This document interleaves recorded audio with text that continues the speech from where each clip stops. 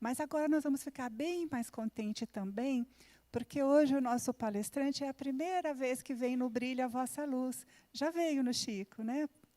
Não veio palestrar no Chico? Uau! Olha que bom, inaugurando no Brilha a Vossa Luz. Então, é a primeira vez no Brilha a Vossa Luz, a primeira vez no Chico Xavier, e é uma grande alegria recebê-lo. Desejamos que seja a primeira de muitas, né? Obrigada por ter vindo, obrigado por ter aceito o nosso convite, Diego. Por favor. Obrigado.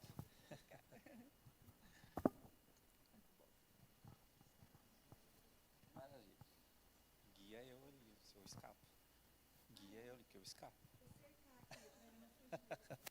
Falei para ela que eu saio andando, na hora que vai ver, eu já estou fora do ângulo da filmagem aqui. Boa noite a vocês. Uma imensa alegria poder estar aqui hoje.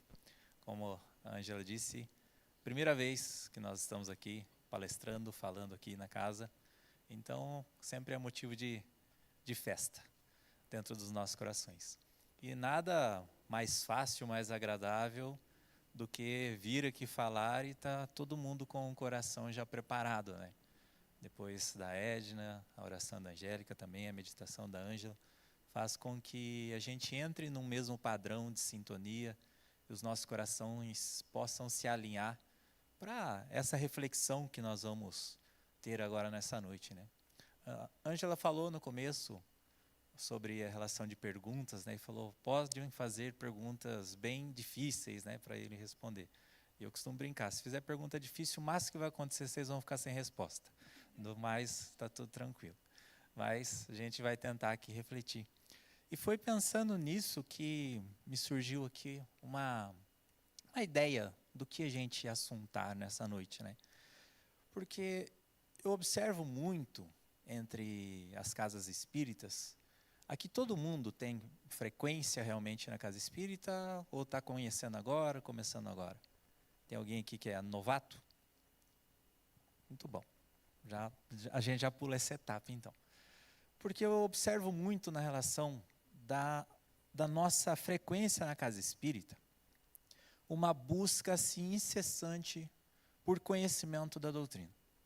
Todas as vezes que eu participo de alguma palestra onde a gente abre para perguntas ou vai diretamente para um pinga-fogo onde são só perguntas, 100% das perguntas são remetidas a curiosidades do plano espiritual, a questões da doutrina, o que ela pode explicar sobre reencarnações, sobre outros mundos, vida futura.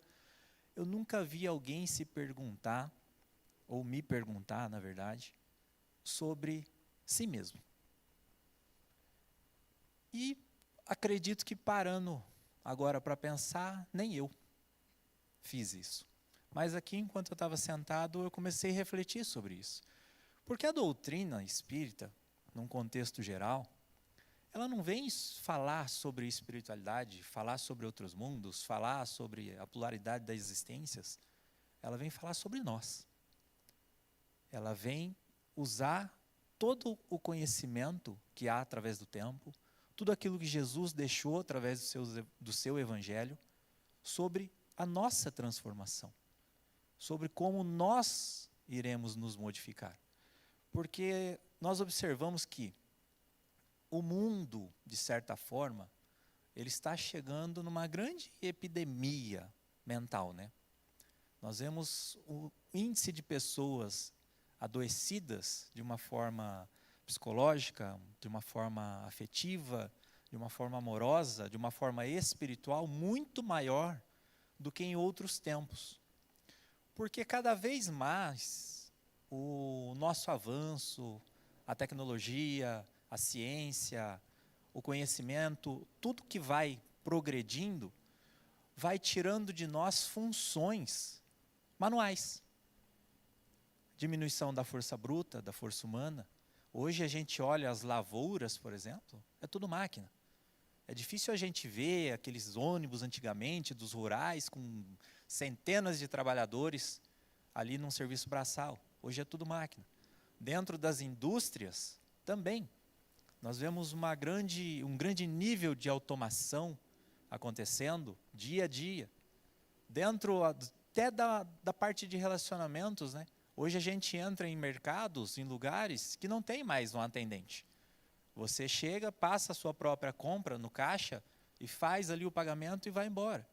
Então, isso vai tirando ali, de certa forma, funções humanas e vai sobrando para o homem fazer o quê? Ser humano. E na hora que a gente tem que olhar para dentro de nós mesmos, vem a dificuldade de viver. Porque nós não nos reconhecemos. E por não nos reconhecermos, nós não conhecemos as nossas capacidades espirituais que todos possuímos. Às vezes a gente acha que capacidade espiritual tem alguma coisa ligada com mediunidade. E eu garanto que não tem. A nossa capacidade espiritual é ligada à centelha divina que há em nós. Ou seja, a partir da criação, todos nós, segundo a doutrina, fomos feitos simples e ignorantes. Simples na ausência de conhecimento e na simplicitude das virtudes, ignorante também na distância da nossa razão plena, né, do que nós somos. E através das reencarnações nós vamos progredindo através disso. Mas, mesmo sendo seres simples e ignorantes, nós já fomos seres fabricados, né? Seres perfeitos. É só olhar para nós. A nossa composição física, que é visível e palpável. Olha a complexidade que é um corpo humano. Olha a perfeição que são, o que é, né, o funcionamento de todas as coisas. Então, nós já somos seres perfeitos. E imagine, então, o que é essa essência na questão espiritual. Porque, além de tudo, além de toda essa perfeição, nós somos imortais e somos eternos. Olha o que nós somos, mas nós não nos reconhecemos como tal. Então eu vejo que quando nós buscamos a doutrina, a gente busca pela curiosidade do mundo espiritual, pelas notícias de pessoas que hoje não estão conosco, mas nunca realmente sobre nós, sobre o nosso amanhã, o que nós seremos a partir de amanhã. Então, uma grande dificuldade que nós temos realmente é de olhar para nós mesmos.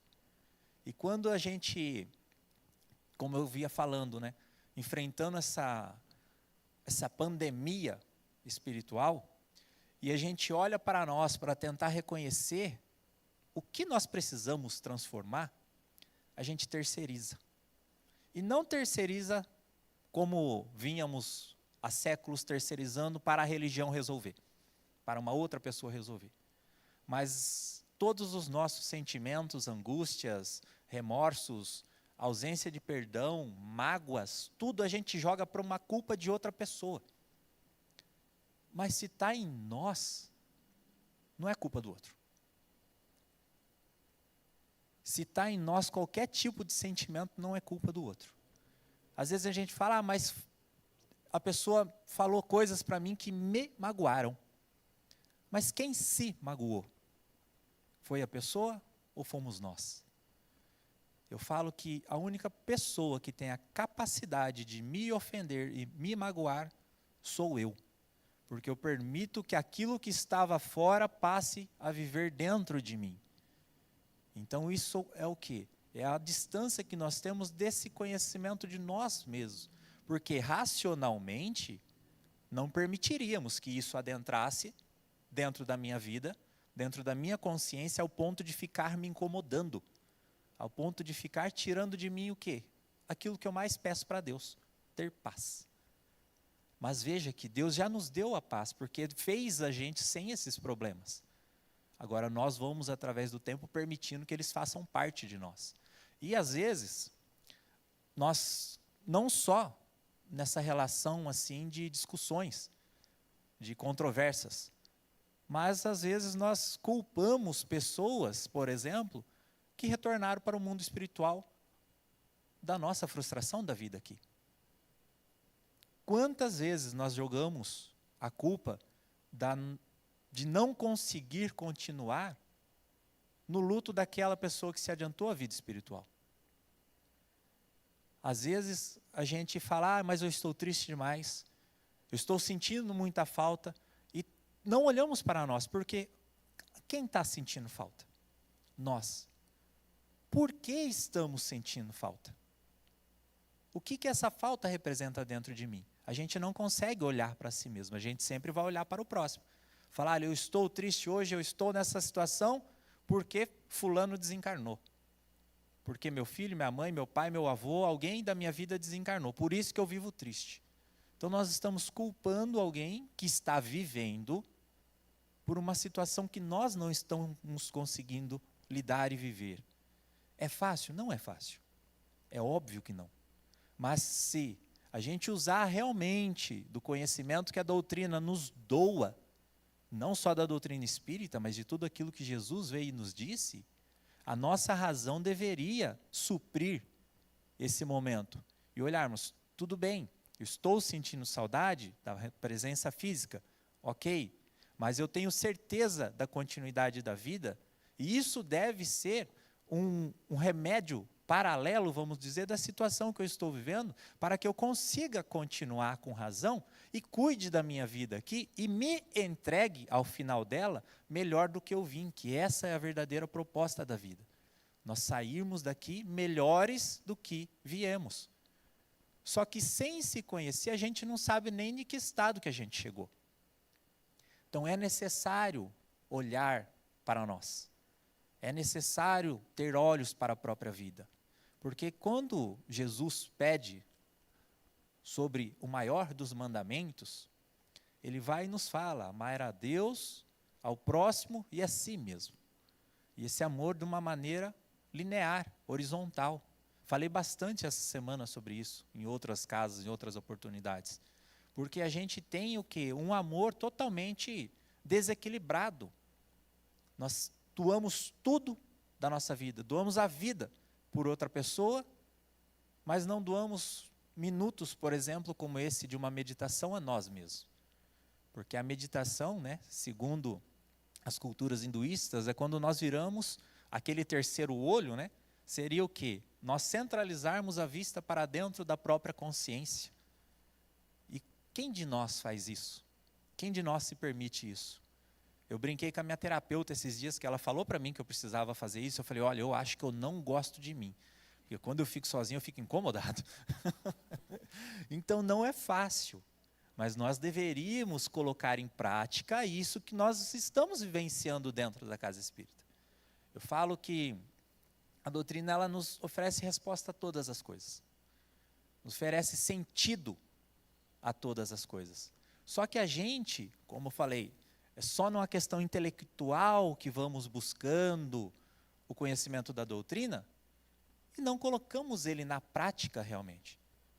Não adianta eu falar para vocês, olha, eu já li todos os livros de Kardec, eu li as revistas espíritas, eu li muitas obras de Chico, eu li Leon Denis, eu li partes de filosofia, eu li um mundo de livro, só para saber responder as perguntas difíceis que vocês me fazem. Se eu não colocar isso na minha vida, esse conhecimento não vale para nada. Só vale para o meu ego. Para a minha vaidade de fingir uma intelectualidade que não vai me levar a lugar nenhum. Porque quando eu desencarnar lá, segundo Jesus, será sobre o quê? Sobre as suas obras. E se eu chegar lá sem obra nenhuma? E a maior obra que nós vamos construir vai aonde conosco? No próprio coração. Então, olhar para si mesmo é necessário, é fundamental. E não adianta eu pegar as obras da doutrina e passar igual os rios do Instagram, né? Só vai arrastando. Ó, já li esse, já li esse, já li esse, já li esse. Faz um checklist lá de quantos livros eu li na minha vida. Aí eu pergunto, tá, e quantos desses você está colocando em prática? Quantos desses livros você está realmente vivenciando na sua vida? Eu não coloco 1% do que eu li em prática na minha vida. Então, eu não falo isso por hipocrisia, eu falo isso por reflexão, porque nós estamos aqui trocando, dialogando. Então, é necessário a gente entender que quando a gente fala, mas Kardec falou sobre a caridade, que fora da caridade não há salvação. Então, eu venho toda semana aqui, faço a sopa, faço o meu social e estou salvo, está tudo certo. Depende, porque se eu não souber o motivo pelo qual eu estou fazendo, a caridade que eu estou prestando, se não estiver colocada na caridade a minha presença, realmente, ela também não está valendo nada, ela só é um serviço social. Eu falo que aí ela se torna somente uma filantropia. Lá em Duartino, o pessoal tá aqui, que escuta eu falar sempre lá, eu falo, o almoço que a gente faz, o café que a gente faz, o banho das pessoas, a lavanderia, todos os nossos trabalhos lá é um dever social. A caridade está enrustida no amor que a gente doa naquele trabalho. Por quê? A partir do momento que você voluntaria a fazer algo pelo próximo, você está ali numa relação. E às vezes nós saímos daquela concha que nós vivemos, né, daquele casulo, para se aproximar de problemas de outras pessoas. E ao olhar a dificuldade que ela tem e atender com amor, por compaixão a gente consegue fazer aquilo realmente se tornar uma caridade, e não mais um ato assistencial. Então, por isso que quando Kardec fala que fora da caridade não há salvação, ele não falou nem fora do espiritismo, né, como dizia Chico, e nem falou fora dos livros. Ele falou fora da caridade, porque a caridade é esse primeiro elo que vai fazer nós nos aproximarmos de nós mesmos, através do nosso próximo. E conjuntamente, quando a gente começa a somar todas as coisas, a gente chega a Deus. Eu usei um exemplo essa semana também, porque às vezes a gente não consegue medir o que é Deus, não consegue saber a importância do próximo, a importância minha. O que é mais importante? É o próximo ou sou eu? É meu filho ou é a mim? Porque se você falar para mim, Diego, o que você prefere? Vamos distribuir um mal aqui, um câncer agora. Tem seu filho, tem você. Para quem que vai? Eu falei 100% para mim, nenhuma célula para ele. Isso é amor? É amor? Talvez seja apego. Porque qual é a necessidade espiritual de cada um? Porque o meu filho é um espírito eterno em progresso também, assim como eu. Então, quando as coisas acontecem na vida de alguém, é porque, de alguma forma, o plano espiritual já colocou aquilo ali como um mecanismo de evolução. Cabe a nós entender o motivo pelo qual ele está presente na nossa vida.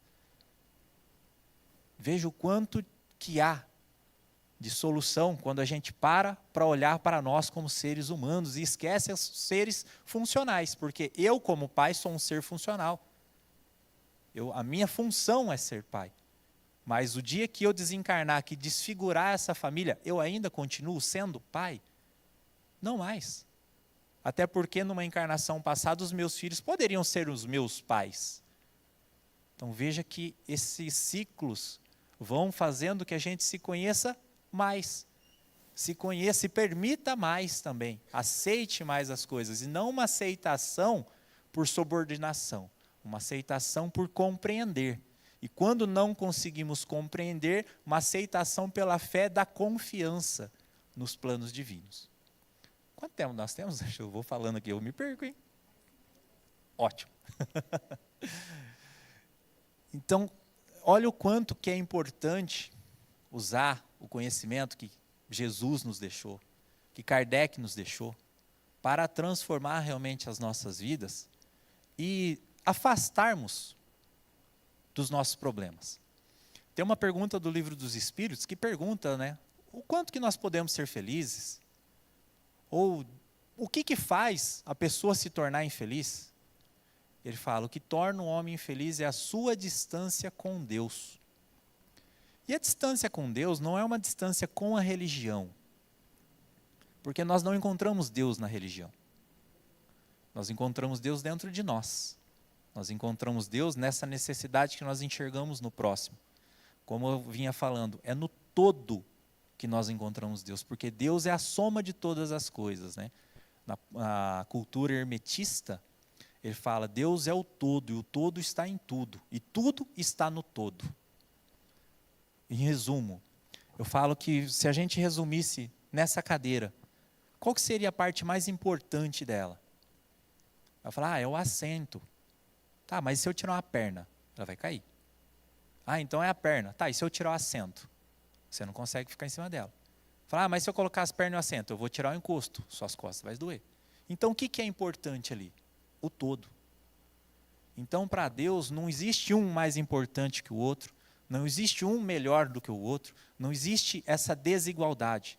Todos somos iguais, porém, os nossos estados evolutivos fazem-nos crer que somos diferentes, especiais, ou, às vezes, prejudicados por Deus.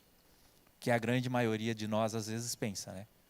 Deus abençoa tanto aquela pessoa, dá tanto para fulano, e eu não recebo nada daquilo que eu peço. Se a gente for buscar lá no Evangelho de Paulo, ele fala, se pedis e obtereis, e não recebes, é porque não sabe o que pede, ou aquilo que necessita. Mas esse, o segundo, sabe aquilo que precisa. Esse, o Espírito.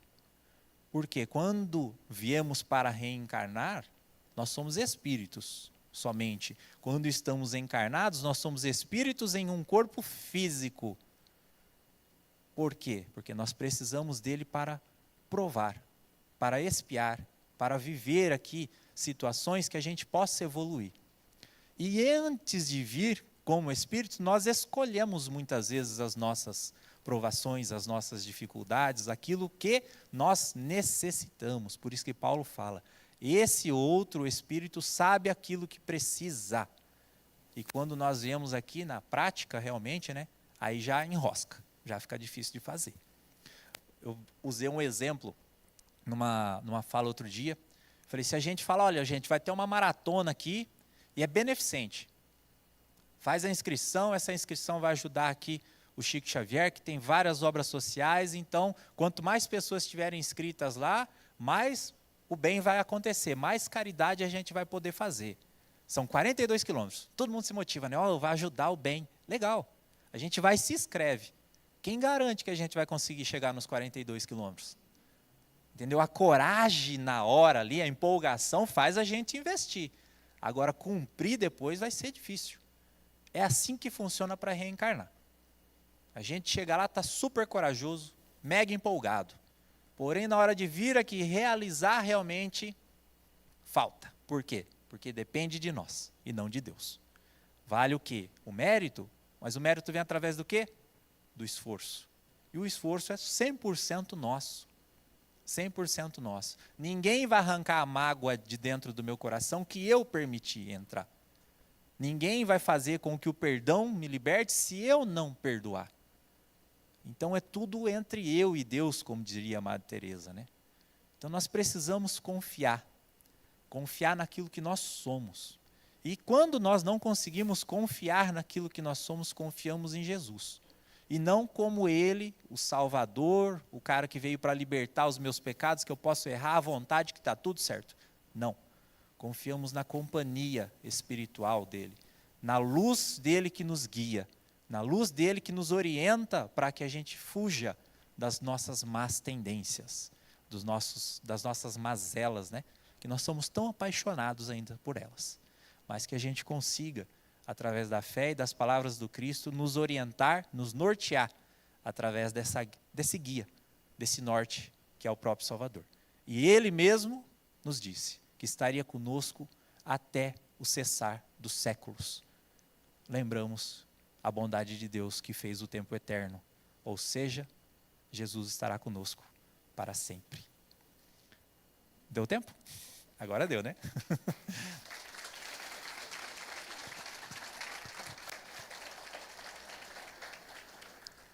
Precisaria mais de umas 2 horas aqui. Precisa, né? A gente gostaria. Mas vamos combinar uma, então, sem horário para terminar? Estou dentro. Boa ideia, né? O último que fez isso, eu fiquei 3 horas falando. Tudo bem. A gente fica ouvindo, né? Vai ser um prazer, né? Não vai vir ninguém. Aí não vem ninguém. Vem sim. Gostei muito desse exemplo da maratona. Eu vou usar amanhã. Que bom. Amanhã eu preciso falar sobre o mal e o remédio. Excelente, já vou usar amanhã. Bom, vamos às perguntas difíceis agora? Vamos lá. Então, não perguntem sobre mim, que eu não saberei responder, tá? Perguntem sobre as coisas espirituais. O outro dia, Diego, a gente estava falando sobre reforma íntima, né? Que, sem dizer esse nome, é o que você disse, né? Sim. Aí a pessoa falou assim, dá para parar de falar em reforma íntima? Perguntas? Eu digo que a gente está numa construção de nós mesmos, né? Então, como eu falei, né, ao final será cada um sobre as suas obras. Eu falei, tem pessoas que vieram aqui e acreditam que a obra é só fazer a área de lazer, né? Estão só curtindo. Vieram de férias? Viemos de A férias. edificação realmente fica para uma outra oportunidade, né? Perguntas, complementações? Espera um pouquinho, Edna, fala aqui. Não, mas é a transmissão. Se você falar aí, não transmite. Eu queria te pedir para você contar a história dos meninos no McDonald's. Lembra? Qual? Você comprou o lanche para os meninos que estavam parados ali. Era o McDonald's, não sei. Nossa, deve ser mentira, que eu não estou lembrando. Explica mais que eu já faço o backup aqui. Então, tá bom, deixa eu fazer uma pergunta. A gente sabe que a religião, ela dominou o id e esmagou ele, né? Então, muitas coisas animalescas que estão dentro das pessoas, dentro de nós, elas foram, algumas sublimadas, outras encaixotadas. E a gente vê em alguns livros que depois que morre, essas coisas encaixotadas, elas vêm à tona. A pergunta é, vocês estavam falando aí de passear. A pessoa veio para passear. Será que essa pessoa não veio resolver as coisas que estavam encaixotadas? Resolver elas, né, transmutando elas, mas resolvendo? Tá. Porque, geralmente, as pessoas que vão muito festa, sexo e tudo mais, chega uma hora que o sistema dela cansa. A gente vê isso nos livros, né? Opa, o que eu estou fazendo aqui? Será que elas não vieram justamente para esgotar isso, esse instinto? A perfeição de Deus ela é tão esplêndida que a própria fisiologia do homem, com o tempo, vai cessando isso, certo? É natural, a gente vai envelhecendo e vai perdendo tudo. Os interesses, as coisas vão se transformando. Então, veja que, quanto mais extensa a vida aqui, mais ela vai nos libertando dessas situações. A gente vê, chega numa certa idade, já cansei de tudo, né? Fim de semana agora, foi o aniversário do meu pai. Cheguei lá no horário do almoço, sentei, estava todo mundo lá. Comemos um pouco, aí o pessoal vai bebendo em volta de mim, aí começa a mudar os assuntos, começa a aumentar o volume da música, eu levantei e fui embora. Porque, assim, já não é um ambiente que eu consigo mais ficar, entendeu? Porque há tempos atrás muito me interessava, hoje já não faz mais parte daquilo que eu vibro. Então, vê que o próprio tempo vai fazendo com que isso se amadureça em nós. Só que uma questão que eu falo, o problema, uma parte, vamos dizer assim, da doutrina, nós estamos, durante o tempo, criando muitos hábitos, muitas regras para histórias únicas. Tá? Porque falar que a gente vai chegar no plano espiritual, vai ter uma caixa de recado lá para mim, para contar o que eu fiz, é uma lenda. Tá? É uma lenda porque, se a gente pegar, eu falo, o melhor livro que tem para se ler sobre a doutrina espírita, sobre tudo que há na espiritualidade, Nosso Lar. Mas, como eu falei, leia, não passa folha, não. Leia um parágrafo, vê o que tem dentro dele, lê mais um parágrafo e vê o que tem dentro dele. Porque quando aquela senhora ia reencarnar, ela nem precisava mais reencarnar. Aí, quando disse, mas a senhora vai reencarnar para ajudar, beleza. Eu sou horrível para nome, tá? Eu não vou lembrar o nome. Mas eu lembro da história aqui. Falou, olha, já que você vai voltar para a Terra, eu acho que você podia acertar umas coisinhas que tem para trás. Falei, que coisinhas que tem para trás? E levaram ela lá no setor das reencarnações, e aí foram mexer na caixinha dela, de coisas de 400 anos atrás daquela atual situação que ela estava vivendo. E ela falou, meu Deus, eu fiz isso? Entendeu? Então, veja aqui, Deus, ele nunca vai querer nos constranger, nos humilhar. Então, chegar ao plano espiritual, eu falo que a melhor coisa que Deus inventou para mim é o véu de esquecimento. E eu queria que existisse uns bônus para usar durante a própria vida agora encarnado. Sabe que tinha umas coisas minhas que eu já queria ter esquecido também, mas eu fiz. Entendeu? Então, imagina chegar no plano espiritual já com todo o peso dessa vida, que eu falei, poxa, tinha muita coisa que podia ser diferente. E já recebeu uma outra carga. Entendeu? Então, veja que a bondade de Deus para o nosso tempo, para que a gente consiga lidar com as coisas através do nosso próprio tempo, da nossa própria força, porque vai se tornar um fardo superior, e nunca terá um fardo superior.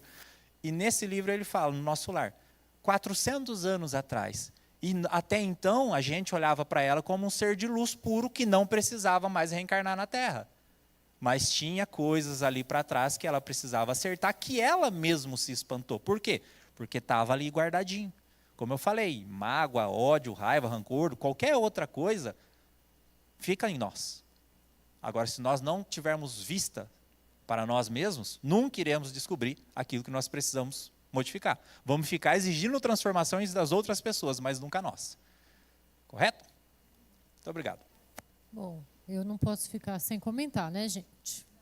Então, assim, essa semana passada, meu terapeuta, eu tenho uma situação, a gente vem com pessoas próximas para a gente se acertar, né? Geralmente. E tem uma pessoa próxima a mim que eu tive um problema com ela. Uma situação muito desagradável que eu queria conversar com ela sobre aquilo. Meu terapeuta falou assim, vá conversar, mas vá com humildade. Aí eu falei para ele, aí o problema é sério, porque se é uma coisa que eu não sou, é humilde. Como que eu vou conversar com humildade? Eu falo que a minha maior virtude é a humildade. E eu falei isso para ele e ficou complicado, porque eu teria que acertar aquilo. Mas o que aconteceu? A espiritualidade vem, né? E faz as coisas. A gente que não presta atenção. A pessoa começou a me tratar tudo muito bem, fez umas coisas que me deixou feliz. E aí veio aquele pensamento. Se ela te trata bem e, de repente, do nada, ela faz alguma coisa que não encaixa, sabe? Uma coisa totalmente diferente. Presta atenção. Será que ela não tem, nesses momentos, lembranças de algo que eu fiz para ela no passado? E a gente veio para se acertar? E, por mais que a gente tenha uma boa relação, às vezes fica complicado, porque é muito pontual o negócio. Então, eu fiquei pensando, acho que o negócio de olhar com humildade talvez seja isso. Ela não tem que ver que ela está me atacando, né? Eu vou ver como que a gente está se acertando numa situação. Então, eu tenho que aprender a aceitar, né, o que está acontecendo, e agora respirar e ver como lidar com essa situação. Então, eu não tenho que ficar com raiva, eu tenho que ver com outro olhar. É difícil? Muito difícil. Mas a espiritualidade está sempre dando aquela mensagem. Presta atenção. Será que essa pessoa está realmente errada nesse ponto? Ou é você que tem que fazer o resgate disso? Perfeito. Assim, que a doutrina nos ensina que não é nada sobre o que os outros fazem conosco, né? Mas sim como a gente reage àquilo que foi feito a nós. Então, a gente tem que sempre pensar pelo nosso lado. E por não sabermos com certezas, com convicção, o que vivenciamos no passado, a gente não tem como julgar situação alguma. Porque sempre nós vamos colocar como a pessoa certa, porque é o meu lado, e vamos condenar o outro lado. E muitas vezes falar, eu tive algum problema, né? Tipo, alguma coisa do passado que ele trouxe para agora. Ou seja, quem que fez mal a ele? Foi eu. Então, a minha responsabilidade agora é suportá-lo? Não, mas corrigir aquilo com amor, porque só suportar a situação não te leva a lugar nenhum, você precisa corrigir aquilo. E a memória dessas vivências, ela não é uma memória igual nós temos da nossa vida, de lances e fatos. É uma memória energética. A memória espiritual é uma memória energética. Tanto que existem pessoas que a gente nunca viu na vida que têm empatia e existem pessoas que nós nunca vimos que já não têm empatia. Por quê? A nossa energia sente naquele campo, na presença, o que está acontecendo. O livro Os Missionários da Luz, existe um capítulo lá que fala sobre a reencarnação de Segismundo. Eu vou resumir porque é um capítulo gigantesco. Mas o que acontece? Com a proximidade da reencarnação do Segismundo, o pai dele, que estava na Terra, começou a ficar aflito. Por quê? Porque numa vida anterior, eles haviam tido um problema e Segismundo havia matado ele.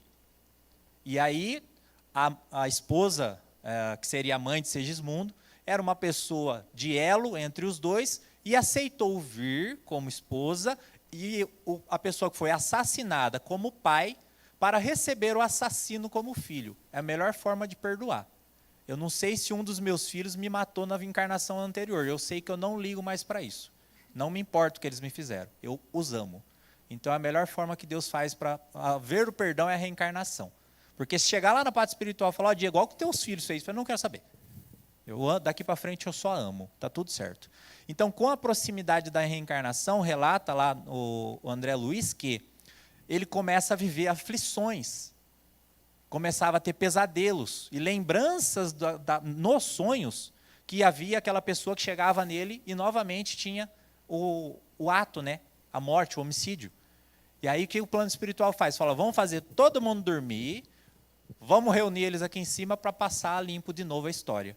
E aí no momento que está todo mundo dormindo, eles reúnem eles, na hora que o pai vê o Segismundo, ele fala, é ele, começa a entrar em desespero, o Segismundo fala, tá vendo, não vai dar certo eu reencarnar com ele. Ele não me aceita. E aí eles voltam, conversam, falam, olha, a gente tem um planejamento, precisa de um equilíbrio, precisa disso, tudo certinho alinhado para que isso fique para trás, para que se apague. O amor encobre uma multidão de pecados. Jesus falou isso a Maria Madalena. E encobrir, né? Essa eu vou copiar do Newton. Ele fala, encobrir não é apagar, desfazer. Encobrir é encobrir. Se tiver uma sujeira em casa, eu jogar ela embaixo do tapete, eu encobri, mas a sujeira ainda está ali. A hora que eu for mexer no tapete, eu vou achar. Então, veja o quanto que há, né, de coisas na encarnação, de possibilidades, de renúncia de coisas do passado para que a gente aprenda a amar mais. E de uma forma sutil, né? O véu do esquecimento, como eu falei, é uma benção, é uma maravilha. Boa noite. Boa noite. Eu gostei muito da tua reflexão. Eu nasci num berço kardecista, sempre fui kardecista, e em algum momento eu me desliguei. Aí eu vou indo e voltando, por conta dessa questão que você levantou. Eu vejo muita gente preocupada com fenômenos, ou como é lá do outro lado, e a parte, eu vou chamar de filosófica, o estilo de vida. Eu acho que falta, às vezes. E, às vezes, eu me pego pensando, gostaria que você falasse um pouco mais sobre isso, se o fato da gente interiorizar esse estilo de vida, eu estou chamando assim, não é fundamental para para a reforma íntima, para essa construção, para se estabelecer uma, vou chamar de religiosidade, e é fundamental para que a gente cumpra o que nos propusemos lá antes de encarnar, né? Então, eu gostei bastante, porque é algo que sempre me incomodou, a preocupação com fenômenos, e em algum momento eu fui muito curioso, mas passou um tempo que se um médium aparecer pintando, não vai ser uma coisa que eu vou me interessar mais. E é uma coisa que eu nunca deixei de ser kardecista, mas foi uma coisa que me afastou muito de centros por conta disso. Então, eu gostei bastante da tua reflexão. Eu, espírita de frequentador de casa espírita, eu sou há poucos anos. E eu só consegui fazer isso realmente o dia que eu fiz a própria casa espírita. Porque as outras eu não conseguia, né, me adaptar por certos motivos. E eu observo muito isso, né, a distância que o ato religioso vai colocando as pessoas do propósito da doutrina espírita. Como eu falei, o propósito da doutrina é nos transformar. A reforma íntima, a transformação pessoal, a melhoria pessoal, qualquer coisa que use. Mas isso não é um mérito nem uma patente da doutrina espírita. Isso é fundamental em todas as religiões. Tanto que quando perguntaram, acho que foi a Chico, né, qual que é a melhor religião? Ele falou, aquela que melhor te modifica, te mais faz bem. Então não existe uma melhor religião. A gente que vai encontrar uma filosofia que dê sentido à própria vida e começar a viver os princípios que ela nos ensina, né? Porque a vida se resume a isso. Então, eu vejo que muitas das casas espíritas, eu falei na palestra de semana passada, agora, na sexta-feira, sobre isso. Eu vejo que está se tornando algo muito religioso. Tá? Muito religioso, não de religião, porque a doutrina ela possui, sim, o princípio da religião, mas um ato religioso. O ato religioso é eu vir aqui, assistir uma palestra, como vai na missa. Eu contei uma história assim para resumir, né, para não ficarem achando que eu estou falando mal de igrejas. Eu fui numa viagem recentemente, fui lá a Uberaba, conheci várias casas lá, de uns médios lá que trabalham com a psicografia também. Fui lá para conhecê-los pessoalmente. E numa dessas oportunidades lá, tinha um senhor lá que era um trabalhador da casa e tinha uma mediunidade fantástica, maravilhosa, para efeitos físicos até.